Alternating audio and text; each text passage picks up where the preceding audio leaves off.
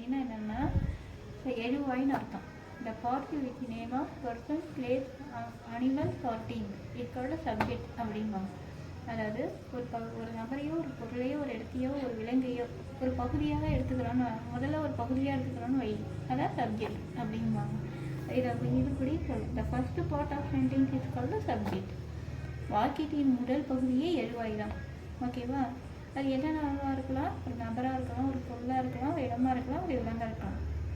Okay, the part with name of person, place, animals or things is called subject அப்படிம்பாங்க. அதில் இன்னும் இதை விட சூப்பராக சொல்லணும்னா the first part of sentence, ஒரு சென்டென்ஸில் ஃபஸ்ட்டு பார்ட்டே சப்ஜெக்ட் தான். அது noun person, place, animals or things. ஓகேவா? அடுத்தது வெர்ப், ப்ரெடிகேட். ப்ரெடிகேட்னா என்னென்னா the part which tells something about subject. Subject என்ன சொல்லுது அதான் ப்ரெடிகேட். அதை பயனிலைன்னு போங்க. சப்ஜெக்ட் என்ன செய்யுது அதான் ப்ரெடிகேட். ஓகேங்களா? அதை பயனிலை அப்படின்பாங்க. இப்போது ஐ கோ டு காட்டுமன்னார் கோயில்னு சொல்கிறோம். ஓகேவா?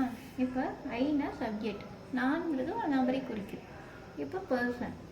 ஓகே, இது ஒரு சப்ஜெக்ட். நான் என்ன செய்கிறேன்? போகிறேன். ஓகேவா? இது வெர்பு. அவ்வளோதான். இந்த part of the subject is called verb. எப்படின்னு சொல்லலாம், சப்ஜெக்டில் ஒரு பார்ட்டு தான் வெர்பு. ஓகேவா? சென்டென்ஸில் ஃபஸ்ட்டு பார்ட்டு சப்ஜெக்டு, அந்த பார்ட் ஆஃப் த சென்டென்ஸ் தான் வெர்பு. அதை எப்படியும் சொல்ல the part which tells something about subject is called verb, predicate. வெர்புன்னு சொல்லலாம், ப்ரெடிகேட்னு சொல்லலாம், எப்படி வேணாலும் சொல்லலாம். ஓகேவா? அவ்வளோதான். இது ஒரு 2 நிமிஷம் தான் இது.